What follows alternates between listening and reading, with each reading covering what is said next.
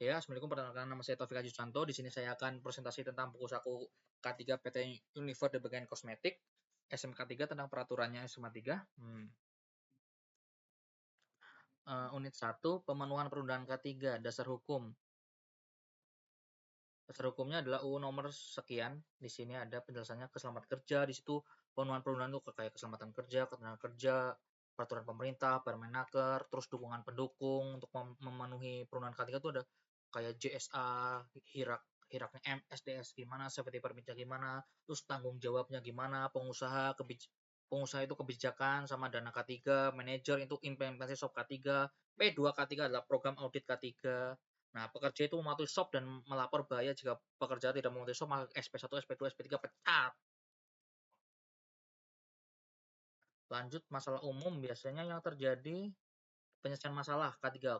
Penyelesaian masalah berarti masalah umumnya di K3 biasanya adalah kalau di kosmetik kan itu paparan bahan kimia, kebisingan mesin, debu, partikel udara, lantai licin, terus apalagi banyak hal gas beracun.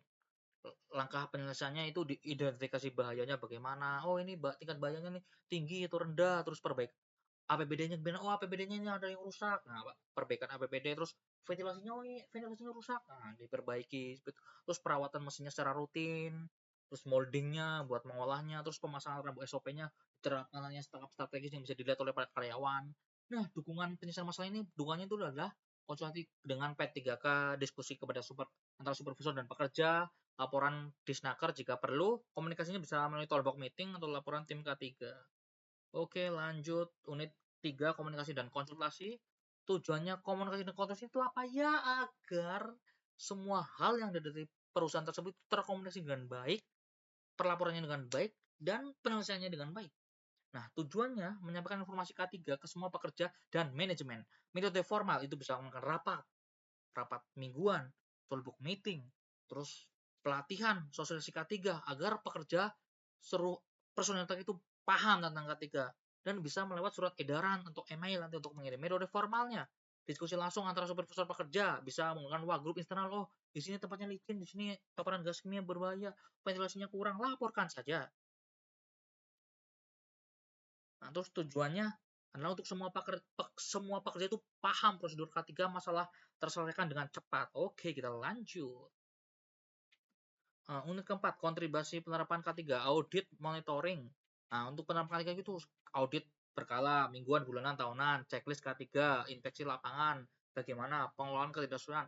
Nah, identifikasi kontribusinya, penerapannya gimana, SMK 3-nya, manajemennya, berarti identifikasi, laporan, tindakan kolektif, evaluasi, pengembang sistem kerja, bagaimana, revisi SOP sesuai regulasi baru, integrasi difabel dan sustainability. Unit 5, perencanaan strategis K3. Perencanaannya itu apa aja?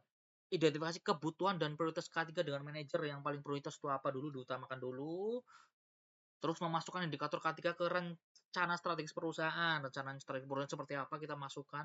Dan disitu kita udah dengan baik menganalisa penjabaran rencananya itu seperti apa, kita jabarkan, terus faktor pendorongnya apa, kenapa kita membuat hal seperti ini, terus penghambatnya apa. Nah, terus rencana aksi dan tanggung jawab dan jadwal rencana aksinya bagaimana, terus tanggung jawab pekerja, terus personal targetnya bagaimana, terus jadwal untuk latihan rutin atau inspeksinya bagaimana, implementasikan pemantauannya bagaimana, dukungan manajer dan supervisornya gimana, apakah baik atau buruk. Kalau buruk kita langsung laporan ke eksternal. Tinjauan tinjauan berkala efektivitas SMK 3.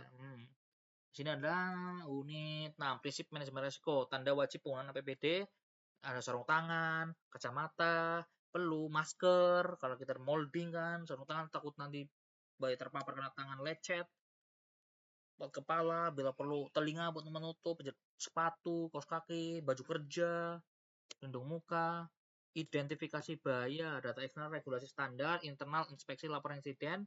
Penilaian resiko adalah faktor pendukung resikonya itu apa aja, gap exiting control atau required controlnya bagaimana. Prioritas pengendalian itu yang mana yang paling bahaya, yang paling diperlukan. Pengendalian resikonya adalah hierarki pengendalian, eliminasi ketika nggak bagus, substitusi kita bisa perbaiki, engineering. Nah, engineering control ini coba mengecek admin melaporkan APBD apakah perlu diganti. Pemeliharaan catatan risiko risk assessment dicatat tiap minggunya dilihat. tinjauan perbaikan berkelanjutan ditinjau. Oh, ini harus berkelanjutan nih, biar benar. Nah, ini hati-hati berbahaya, bahaya korosif meledak, bahaya biologi. Terus ditandain dengan benar agar para pekerjanya yang melihat dengan mata langsung, oh ini bahaya di sini tempat ini, kita harus pakai ini, harus safety-nya gini ya, SOP-nya begini di tempat ini. Tuh, di pekerja itu harus paham. Nah, kebijakan SOP K3.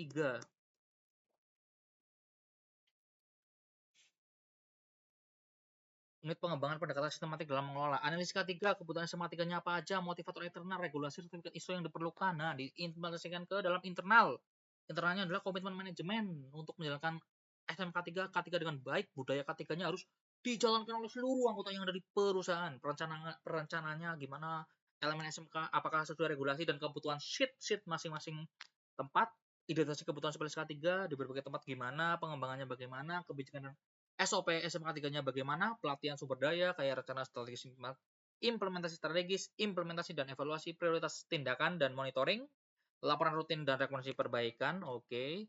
Nah, kesimpulannya dari presentasi di atas, SMK 3 adalah kewajiban dan budaya kerja aman di PT Unit Kosmetik. Semua pihak terlibat aktif untuk mencapai zero incident.